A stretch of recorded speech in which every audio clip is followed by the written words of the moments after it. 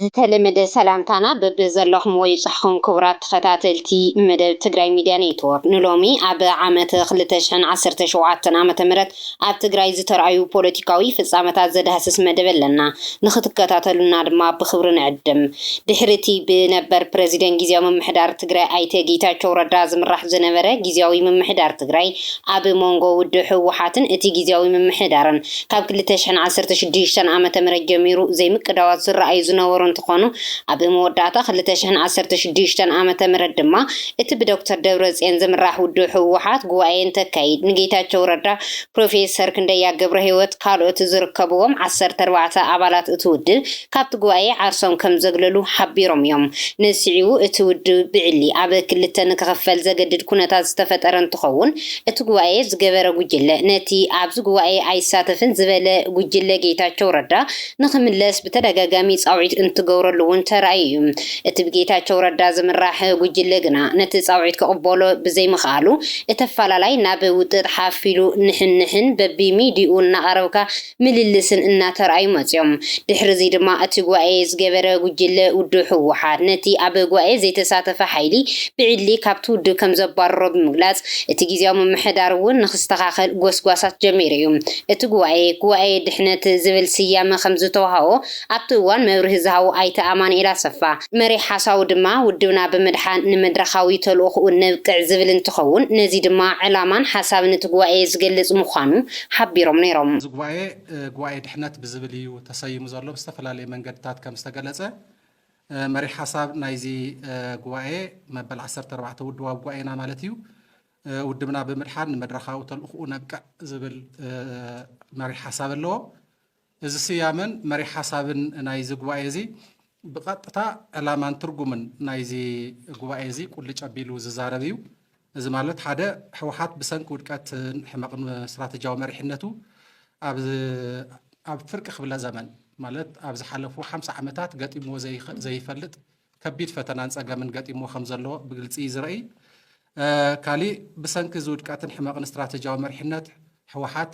መድረኻዊ ተልእኽኡ ክፍጽም ብጣዕሚ ተጸጊሙ ከም ዝጸንሐ ብዝተፈላለየ መንገድታት ገሊጹ እዩ። ሳልሳይ ህወሓት ካብ ዝኣትይዎ ዘሎ ውድቀትን ስትራቴጂያዊ መሪሕነትን ንምውፃእ ግድን ጉባኤ ከም ዘድልዮ እውን ብዝተፈላለየ መንገድታት እናተገለጸ ጸኒሑ እዩ። ራብዓይ እዚ ጉባኤ ኣብ ህወሓት ዘሎ ቁልፊ ጸገማት ገምጊሙ ፖለቲካዊ ቁመና ውድቡ ብምትዕርራይ ብምስትኽኻል ህዝባዊ ተልእኽኡን ክፍጽም ዘኽእሎ ፖለቲካዊ ቁመና ድሕነት ፈጢሩሉ ክወፅእ ተስፋ ይግበር ማለት። ስለዚ እዞም ዝስያመን መሪሕ ሓሳብን ናይዚ ጉባኤ ነዞም ጸገማትን ህወሓት ንዝገጠሞ ጸገምን ካብ ጸገም ንምውፃእ ዘሎ ተስፋን ዝሰነቑ ብደንቢ መልእኽታት ዘመሓላልፉ እዮም። ነዚ ጉባኤ ስዒቡ ድማ ህወሓት ሓለፍቲ ቢሮን ዘዋታትን መዲበ ኣለኹ ዝበለ እንትኸውን በዚ መሰረት ካብቲ ጊዜያዊ ምምሕዳር ዝመደቦም ሽሞኛታት ብተወሳኺ ንኽድረው ዘገድድ ኩነታት ተፈጢሩ ነይሩ እዩ። ድሕሪዚ ጌታቸው ረዳ ንዞም ኣመሓደርቲ ናይ ዞባታት ፕሮፓጋንዳን ውዳዊ ሓለፍትን ዝፀሓፎ ካብ ስልጣን ምውራድ ዝገልጽ ደብዳቤ ንሽመት ሓደሽቲ ኣመሓደርትን ዝነበረ ኮይኑ በዚ መሰረት ንወይዘሮ ሊያ ካሳ ኣመሓዳሪት ዞባ ደቡብ ምብራቕ ንኣይተ ኣማኑኤል ኣሰፋ ተኪኤ ካቢኔ ሰክሬታርያት ተኽላይ ገብረ መድህን ኣመሓዳሪ ዞባ ሰሜን ምዕራብን ኣይተ ኣለም ገብረ ዋህድ ዝተልዓሉ እንትኸውን ኣብ ናታቶም ቦታ ድማ ኣይተ ጸጋይ ገብረ ተኽለ ኣመሓዳሪ ዞባ ደቡብ ምብራቕ ተጋዳላይ ተኽላይ ፍቓዱ ኣመሓዳሪ ዞባ ሰሜን ምዕራብ ወዘተ ንኽሽየሙ ተገይሩ እዩ። ነዚ ስዒቡ ኣብ መላእ ዞባታትን ወረዳታትን ትግራይ እምቢ ንምልኪ ብዝብል ቴማ እቲ ጉባኤ ዝገበረ ህወሓት ምንቅስቓሳት ዝገበረ እንትኸውን ወፍሪ እምቢታ እምቢ ንብሄራዊ ክሕደት እምቢ ንምልኪ እምቢ ንብተና ዝብል ሰፊሕ ምንቅስቓስ እውን ጀሚሩ ነይሩ እዩ። በዚ መሰረት እውን ምስ ዝተፈላለዩ ክፋላት ማሕበረሰብ ትግራይ መድረኽ ዝተገበረ እንትኸውን ምስ መናእሰይ ኣብ ዝተገበረ መድረኽ ህወሓት ከምቲ ኣብ ማእኸል ዓዲ ንኢህደግ ዘፍርስሉ ኸይዲ ኣብ ውሽጥና ብዝተፈጠሩ ኸዳዓት ንኽትፈርስ እናተሰርሐ መፅኡ ህወሓት ንመናእሰያት ኣምሂራን ሓቒፋን ብኣንጻሩ መንእሰይ ድማ ከይጠፍእ ተቓሊሱ እንተብቅዕ ብኸዳዓት ንኽዕሾ ብዙሕ ተሰሪሑ ግን ኣይኮነን ዝብል መደረ ተገይሩ እዩ። ፀገም ማለት ፀላእቲ ዝፈጠርዎ ፀገም ምናልባት እውን መመራርሓ ንሕና ክንገብሮ ዝግበአና ነገር ብደንብ ስለዘይገበርና ተፈጠረ ፀገም ንሱ ንምቕያር ናይ መንእሰይ ዓቕሚ ፍልጠት ንቕሓት ተጠቒምካ እዚ ንምቕያር ክንዲ ምስራሕ ብዘውዚ ተፈጠረ ፀገም መሳዊዎም ትመንእሰይ استراتيجيك روحو نقول كدفء نابز غير لوخ وسلوه زقوتو سوات مهلون عاو إثيوبيا خمي كم زفرس نفلت بمفراسو دما تمنسي تاي كم زقات مزل نفلت تجراي نايقد المسوات خفن نيرو مسوات خفيلنا عبيدو كم زبلنا ينفلت تادو زبلنا يا عرمو يونيرو عنتو درت تدفع نخد فرس عاو وشت ناون أقات إبنا كم زبل حين وشتنا تفتير سلازت اللم زلو تم مسرتاوي كم هزبي بعويو حلواتنا أيو نحلوات قد أيو ليشتي الحر نبزرزر نخليلنا دما ناتي ناتكم روح نايم مهار عدلنا نايم مهار عدلنا بيتسم نايم مسرات عدلنا حفت نايم فرع عدلنا بوعنقنا ببهلنا بمننتنا نايم خرع نايم حبال نايم معبال عدلنا زي كلنا كن من تأل سرح زل تزحزن تم قالوت كوم مقارب تم صلاتي زي قربي خلي ድሕሪ እዚ ድማ እቲ ጉባኤ ዝገበረ ጉጅለ ንፕረዚደንት ግዚያዊ ምምሕዳር ትግራይ ኣይተ ጌታቸው ረዳ ካብ ስልጣኑ ንምልዓል ምንቅስቃሳት ምግባር ዝዓዘዘ እንትኸውን ተገዳሊት ፈትለወርቅ ገብረ እግዚአብሔር ማለት እውን መንጀሪኖ እዚ ናይ ከዳዓት ጉጅለ ስልጣን ብምሓዙ ሓፍ ከፍ እናበለና ስለ ዝርከብ ብቕልጡፍ ክነልዕሎ ይግባእ ብምባል መልእኽተን ንኽሕልፋ ተገዲደን እየን ናይ ግዚያዊ ምምሕዳር ፕረዚደንትነት ስለ ዝሓዘ እኮ እዩ ሓፍ ከፍ ዘብለና ዘሎ ስልጣን እንትሒዝካ ሓደገኛ أبرز ناي منجستنا سلطان محازو ناي ودم مريحنة ون حلافنة تزشي كم زوج جلسي تاين خون حري أنك عرير كأرشي خو مدحان مختل الدوام برنت كقدر بيت صحبات عوحات جن نحن أينا مرحا يلن أيت مرحوان يلن كل مرحاين زي كوينين السخات بو مختل الدوام برنت كمزيلو زغصل ውጥት ግዚያዊ ምምሕዳርን ጉባኤ ዝገበረ ጉጅለን ካብ ግዜ ናብ ግዜ እናሓየለ ድሕሪ ምምጽኡ እቲ ግዚያዊ ምምሕዳር ንጀነራላት ናይ እግድ ደብዳቤ ንኽጽሕፍ ዝተገደደሉ እዋን እውን ነይሩ እዩ ይኹን እምበር ነዚ ዝተዓዘበ ቢሮ ሰላምን ጸጥታን ክልል ትግራይ እዚ ደብዳቤ ዘይንፈልጦ እዩ ብምባል መግለጺ ኣውፅኡ እዩ በዚ መሰረት ሜጀር ጀነራል ዮሐንስ ወልደ ጊዮርጊስ ሜጀር ጀነራል ማሸበየንን ብርጋዴር ጀነራል ምግበይ ሃይለን ብግዚያውነት ካብ ስራሕ ዝተኣገዱ ላዕሎት ኣዘዝቲ እንትኾኑ ድሕሪ ምምጻእ ፕረዚደንት ግዚያዊ ምምሕዳር ጀነራል ታደሰ ወረደ ግና እዚ ናይ እግድ ደብዳቤ ክስረዝ ኮይኑ እዚ ምዃኑ ስዒቡ በብኸባቢኡ ናይ ዶክተር ደብረጽዮንን ናይ ጌታቸው ረዳን ጉጅለ ዝተፈጠሩ ኮይኖም እቶም ናይ ጌታቸው ረዳ ጉጅለ ኣደመ ብምባል እንትዛረቡ እቶም ናይ ዶክተር ደብረጽዮን ጉጅለ ድማ ጉጅለ ክሕደት እናተባሃሉ ምውጣጦም ቀጽሎም እዮም ባዕሉ ጌታቸው ረዳ እውን እንተኾነ እዚ ናይ ጥፋት ጉጅለ እናበለ እንትዛረብ ተሰሚዑ እዩ تفلاناي أو حما هناتات لنا بايزوي any minute بنا حدث وجيجا ناو جيتنا أتولى عدل يصفحنا any minute سوزي ناو كل مالتنا بصير في ناخذنا عندنا at least دون ولا لو أقاط أمن جورنا نزلنا زي عصرت حدا الكاتيت كوزاي እንደገና ሁሉ ማይክሮፎን ተጨበጠህ ምድለቱ መልእክት ጽሕፈል ተሆይኑ ካብ ጸድፈ ዝመርሰና ነገር ይሆን ኢንፋክት ብዘጻድፍ መንገድና ናብ ገደልና ኣትወል ሁነታት ይፈጠር ኣነ በዚ ኢንፋክት ታ ሓድነት ብል መልእክት እውን ምንተ ተሰክፈና ማለት እዩ ሁልና ክንዝከፍ መድረኽ ተረኸበልናስ እንደገና ናብ ልሙድ ዕንደራ ከይንመለስ ጽዕንቶ ትገብሩ ለሁሉ ስለዚህ ተዋና አጀንዳ አይተገዲፉ ኢና ዘለና ናምታይ ተኣትዩ ቤት ምኽሪ ናይ ወረዳ ምፍርስ ናምታይ ተኣትዩ ካልኣይ ከንቲባ ምምዳብ ናብዞባ ምምዳብ ክሰርሖ ዝግባእ ካሊእ ስራሕ ዘሎ ካሊእ ተዓምኻ ዘዳኽም ስራሕ ይስራሕ ዘሎ ዝኾነ ተልዓይሉ ንሳይሎም ኣለዉ ከም ሓበሬታ ክተብልዎ تناجي ግዚያዊ ምምሕዳር ግን ዳርጋ ተገምጋም ኩሉ ተሰማምዕሊ ውጽኢት የንጸንዘል እሶም የተኸራኸሩ ካብ ጌታቸው ጀሚሩ የተኸራኸሩ ልክዕ ይስራሕና ንብል ይስራሕና ሓደት በሌለ ኣብ ፌደራሉ ንፈልጥ ኢና ኣይስራሕን ነታ ምትዕራይ መግባት ሰባ ዘሎ እምበር ኣይስራሕን ዝብልስ ሙሉእ ተኣሽሙ ብተወሳኺ ጌታቸው ረዳ ኣብ ዝተረኸበሉ መድረኽ ደገፍትን ኣባላትን ውድብ ሕወሓት ተቃውሞታትን እንትገብሩ ዝረኣዩ ዝነበሩ እንትኸውን ኣብ ሸረብ ዝነበረ ኣኼባ ዝተረኣየ ተቃውሞ ድማ ከም ኣብነት ምጥቃስ ይከኣል።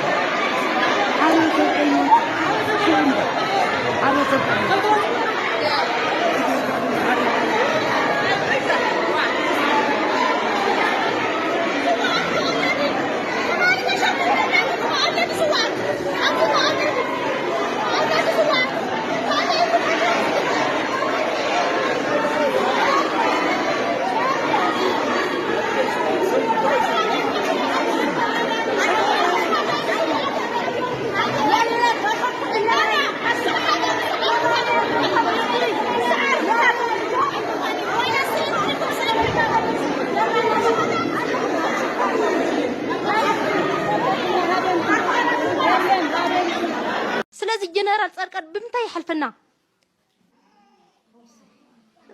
كونسل يرخا اتن مكريبتنا لكفر صغيرون سملين فلطي حزب تግራይ ኮ ባዕሉ እንተስ ኮንስል ይምረጽ እንተስ ቦይታ ይምረጽ ማን ይወስንልና ተመሰልና ላው ኸይዱ ትልጠቃለስና የስርዓት ላው ኸይዱ ናጌታቸው ማለት ቦ ይምራሐለል بالامነት እንበይ በሐንጎሉ ሞጽስ ፖለቲካ ብቃት አልይዎ ወታደራዊ ብቃት አልይዎ ክመርሐን ይል بالامነት ይብልይ ለምንታይ ነው ማንት ተዛረባይ ጽባሕ ልዛረባይ ልልወይኑ ስለልኾነ ብታናታይ ዓቅምኳስ ይማም ያለኹ ማለት እየ ብታናታይ ኣብታ ዋና ከተማ ትግራይ ዝኾነት ከተማ መቐለ እውን እዚ ውጥት ጎሊሁ ዝተረኣየ እንትኸውን ነዚ ሲዒቡ ድማ ቤት ጽሕፈት ምምሕዳር ከተማ መቐለ ተዓሽጉ ንብርክት ዝበሉ መዓልትታት ድማ ብዘይ ከንቲባ ኣሕሊፉ እዩ እቲ ብጌታቸው ረዳ ዝምራሕ ጉጅለ ድማ ንመናእሰያት እናመወለ ነቲ ኩነታት ንኽቃወሙ ሰላማዊ ሰልፊ ንኽወፁን ይገብር ነይሩ እዩ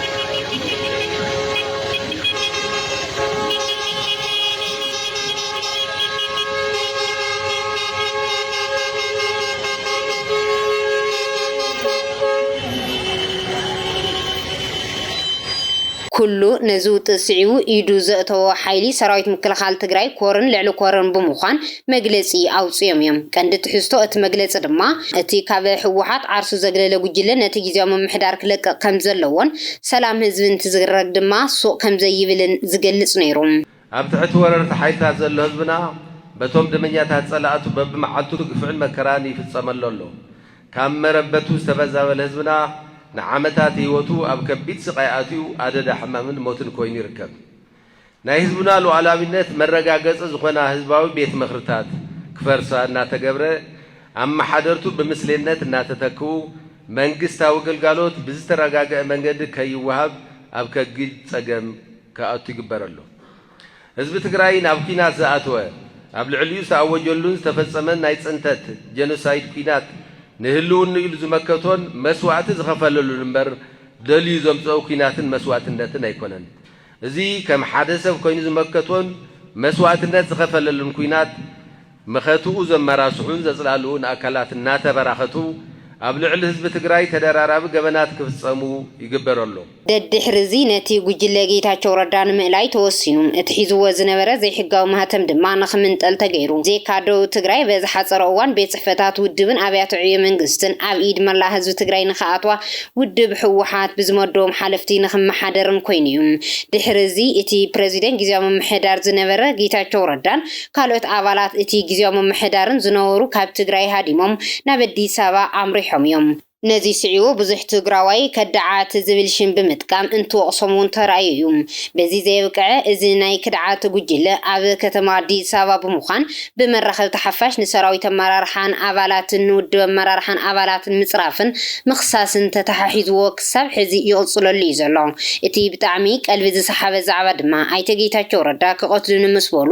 ወፂኡ ዝበሎ እንትኸውን ድሕሪ ዚ ግና ኣብቲ ከባቢ ዝነበረ ሓደ ኣባል TDF ጌታቸው ሓስዩ እዩ ማንም ክቐትሎ ኣይሓሰበን ነዚ ንምግባሩን ምንቅስቃስ ኣይተገበረን ዝበለ እንትኸውን ኣብ ዝቐረባ ድማ ሜጀር ጀነራል ማሸበየነ ንጌታቸው ንኽንቀትሎ እንተንሓስብ ነርና ፈቆዶ እንዳመስተ እናምሴ ኣብ ዝነበረሉ እዋን መቐተልናዮ ነርና ግን ሓሲብናዮ እውን ኣይንፈልጥን ምዋሉ ዝዝከር እዩ ኣብ ሰራዊት ነይሩ ብሰራዊት እዩ ዝሕሎ ምስ ሰራዊት እዩ ዝነብር ጌታቸው ረዳ ሓደ ሰብ كقتل اللي سوى تزلوا أفتز قتل البوتاي قتل ليه بقوا حلاو زي يقولوا دام استتات كم زم ستفل تيغي شو زي قتل تخين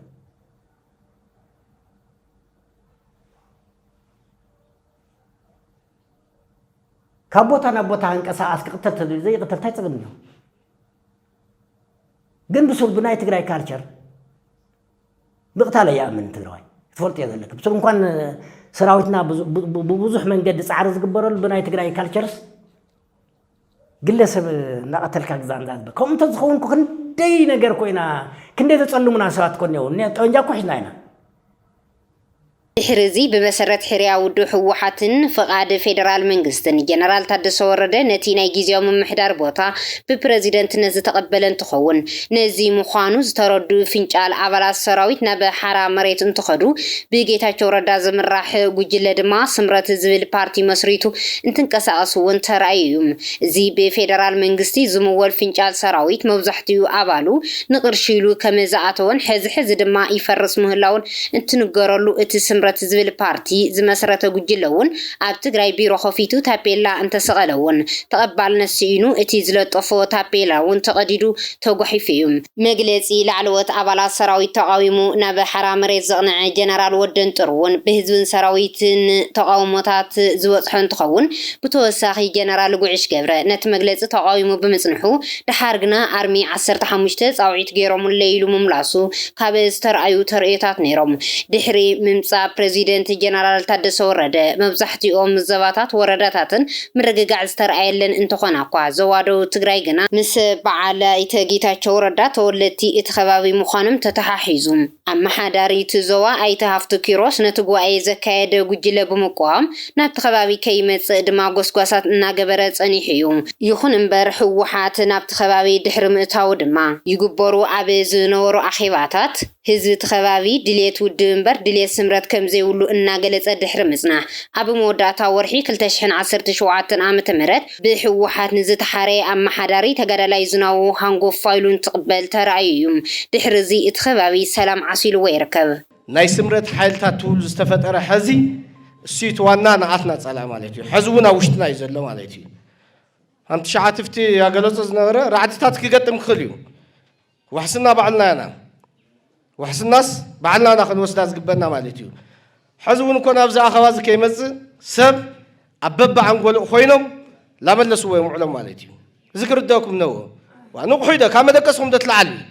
الصوم طلعلوا حنا نلعل حنا ما قلناهم دان هنا ما استفلناكم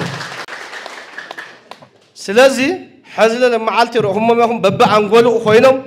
كسوم حوتم جبوم حوتم باجت أودم سلطان يتخففلو تزفلت سلام من زازا كلا يمسن جن بدحنا خوينو هم تأخذ الناخس أما أخذنا زلقن قد ما هذا السويس رأي السومس رأي جن بعد فحفح كليو حزون ودب حوحات لتقرأي أمارات ليبلا ودب مخانا زي أرقص زارة واللي اللي مالتي أمارات مهاب حما خوين تيخونا يسي نجرجن أو عقمي يدوسنو مالتي طبب بالحات يدوسنو في الله مبرق أفريقيا إنه يكبر بحال بدحنة حدا عدكو حدا هزبي مجمرة جورة جبا نايجيجات هاتو دحنة محلايو هم يجبر وطن قطعة فوق وانو يتبع كو موت أنا نهات حزي دحنة زيجات هاتيو وانو أقدم جبوا دحنة زيجات اللي الخونة مالتي هراشو عتي عامت كسر 3 عامت هم يجبر دحنة زيجا أوش أكاخد أو كتمات انكساقس أيلوس كشاورك أو رأس خاص أو رخا خير خا كشا قرشي أو كذا خاص أو رخا آخر خاص من يخاف حالي بالخاص ساعات النورة سترسعنا يوم مالتي حزي ترسع 10 تشحاو كيس خاص خمس أخبر خوينا بالساعات زي مالتي هل أبي عام تخلتشحن 17 عام مرت إتي كان توريون ناي بزحات قلبي السحابن دما ركب زتات إيرتران تجرين ملكيتو صمدو بزبل تيما استجمر من قصقاس تخون أبي منجوزهم هزتات كرأيو تواهيلو زي تجمت توريو دما نيرو نزر ركب زجمرو نتفتي محورا ميديا زخنو والكسبات تخونو بوجن من قص إيرتراس تجبر فلا ما يعدم صمدجن كي تمسجن زي حلف زعبايوم جنرال يوهانس ولد جورجس مالتون مديد أبي رخب حفاش كريبو من قصة إثيوبيا تلافينا نيرتران نوقع زبل حتو ناب سراوي تجري كم زغربة بمزراب بوجن تجري دما 5 تقبل وز تزارو مدرة دما اتخال زناعات توقسو تغيرو زو الساديوم بزيز تحقوس زي مسل فيدرال من قصتي نتزمرون تقاومو زركب كوان تخانا تركبنا كاب معالتنا معبلة ناكل العفارون بصحي ركب ربح حاس تجري خنتأكمينا زبل حيل انتلين احنا ينصلي جنسايد سلسفصم كارناس جز كخاين طريق كاين ولا جنسايد طيقلنا بمطيو يطيق بمحتت يحتت زطمنا ነገር ተምጽها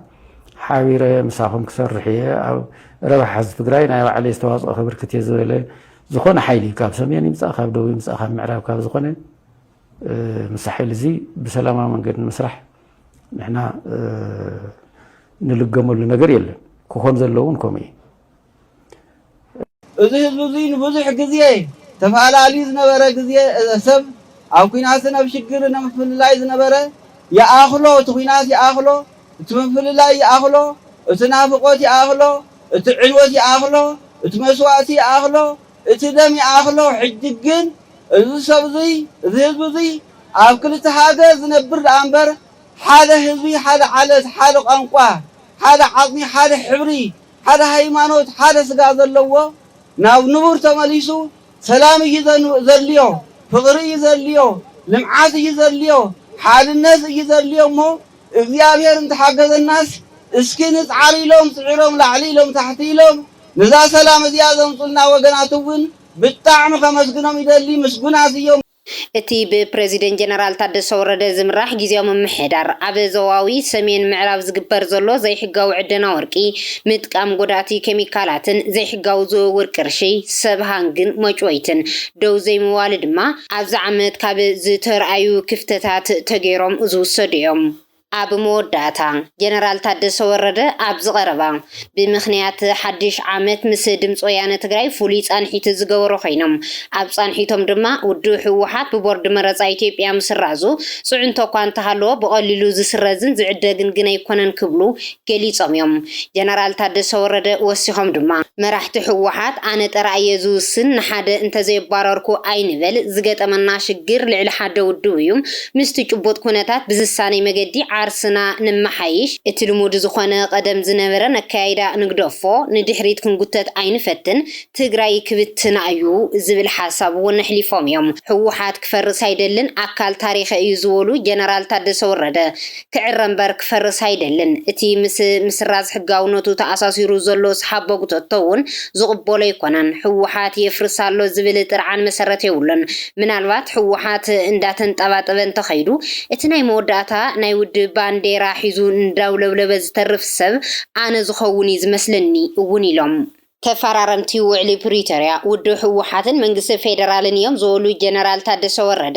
ጊዜያዊ ምምሕዳር ንውድብ ህወሓት ደግፈ ይኮነን ዝሰርሕ ዘሎ ብምባል ወሲኾም ድማ ተማዛበልቲ ናብ መረቦቶም ከይምለሱ ግዛታዊ መሬት ትግራይ ሞልዩ ከይረጋገፅን ብሓፈሻ ውዕሊ ፕሪቶሪያ ሞልዩ ከይፍፀምን ካብ ግዜ ናብ ግዜ ዓቕሚ ምርድዳእና እናተዳኸመ ምኻዱ ውሽጣዊ ፀገማትና ዓብይ ፅዕንቶ ፈጢሩ እዩ ስለዚ ኩሉ ነገርና ምስ ቁሞና ምድርዳር ዓቕምና እዩ ዝውሰን ኢሎም ሕዚ ምስ መንግስቲ ፌደራል ዘለና ርክብ ሕማቕን ጽቡቕን ክኸውን ይኽእል እዩ በቲ በለበቲ ግና ርክብ ክቋረጽ የብሉን ዝበሉ ጀነራል ታደሰ ወረደ ንሕና ተጋሩ መንግስቲ ፌደራል ከጥቅዕና እዩ ኢልና ንሓስብ ምህላውና ርዱ እዩ ስለዚ ንሰላም ሕዝውን ጠጠው ክንብል ኣለና ይብሉም ጀነራል ታደሰ ወረደ ወሲኾም ኣብ ዞባታት ደው ምብራቕን ናይ ሓይሊ መፍትሒ ከይመጽን ፀገም ከይፈጥርን እኹል ግዜ ወሲድና ኢና ክመዓራረ ጌርና ዘለና ድማ ይብሉም ኣብ ዞባታት ደው ምብራቕን ዘሎ ፀገማት ኣብ ሽረ ዓድዋ ኣኽሱም ዓዲግራት ምዕራብ ብሓፈሻ ድማ ኣብ መላእ ትግራይ ዘሎ ፀገም እምበር ንወይኑ ኣብ ሓደ ዞባ ጥራሕ ዝተፈጠረ ፀገም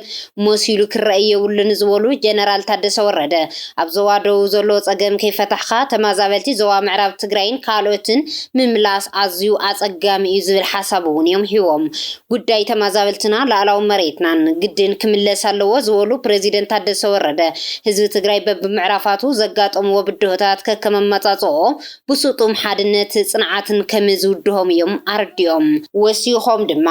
ገምጋምቶም ኣብ ዝሓለፉ 5 ዓመታት ዘጋጥሙና ፀገማት ንምንታይ ኣጋጢሙና ኢልካ ምንፅርፃር ኣየድልን ቀሲልና ጊዜ ምስ ረኸብና ክንመኻኸረሎም ኢና ሕዚ ንድሕሪት ምርኣይ ብዙሕ የድልን ከበቲ ዓመታት ምንባሮም ግን ዘይከሓድዩ ኢሎም ኣለዉ ድሕሪ ፕሪቶሪያ ኣብ ዘሎ ጊዜ ካብቲ ናይ ደገ ንላዕሊ ዝጎደና ኣብ ውሽጥና ዝተፈጠረ ፀገም እዩ ብዙሕ ዋጋ ኣኽፊልና ተጋላፅነትና ወሲኹ ሓድነትና ሸርሺሩን እዩ ዝበሉ ጀነራል ታደሰ ወረደ 2018 ዓመተ ምህረት እዚ ንፈትሐሉ ተጋላፅነትና እንቕንሰሉን ናይ ምውጋይ ዓቕምና ሓፍ ነብለሉን ክኸውን እዩ ድማ ኢሎም ሰራዊትና ንሰልጥን ብቐጻልነት ንኹናት ንዳለው ዘለና ንሰላም እዩ ኩናት ንምቕራይ ንኸይህልን እዩ ንሰላም ትሕቲ ኢድ መሃብ ዘሎ ኩሉ ዋጋ ክንከፍል ኢና ተተዋጊእና ከይንሰዓር ብምፍራሕ ዘይኮነስ ኩናት ስለ ዘየድሊ ኢና ዘይንደልዮም ኢድና ኣይንህብን ግን ድማ እንዳዘለልና ውናው ኩናት ኣይንኣትውን ኢሎም እቲ ናይ ሕብረተሰብ ናይ ዘተን ምርድዳእን መድረኽ ናይ ህዝቢ እዩ ዕላምኡ ሓድነት ህዝቢ ምምላስ እዩ ዓብይ ትፅቢት ንገብረሉ እዩ ንሓደ ወገን ዝወገነ ዘገልግል ኣይኮነን እቶም ኣብኡ ዘተናዮም ተጋሩ ፀገም ህዝቢ ዝርዱን ክፈትሑ ዝኽእሉን ዓቕሚ ዘለዎም ሰባት እዮም እዚ ናይ ሓባር ጉዳይና እዩ ሓቢርና እንውስነሉ ሓደ መረዳድኡ ጉዳይ ክህልወና ኣለዎ ኢሎም ፕሬዚደንት ጊዜያዊ ምምሕዳር ትግራይ ጀነራል ታደሰ ወረደ ኣብቲ ብምኽንያት በዓል ሓድሽ ዓመት ምስ ድምፂ ወያነ ትግራይ ዝገበርዎ ፍሉይ ቃለ ምሕትት እቲ እንኽተሎ ክንሃንፆ ንደሊ ዘለና ስርዓት ካፒታሊዝም እዩ ይብሉም ዝተፈላለዩ ኣተሓሳስባታት ክህልው ክንፈቅድ ኢና ክወዳደሩ ምቹው ኩነታት ክፍጠረሎም እዩ ክስራሕ ዝብል መልእኽቲ እውን ኣሕሊፎም እዮም ክቡራት ተኸታተልቲ ትግራይ ሚድያ ኔትወርክ ነሰዓ ዘዳለናልኩም ዛዕባ እዚ መስል ነይሩ ንምክትታልኩም ካብ ልቢ ነመስግን ሰላም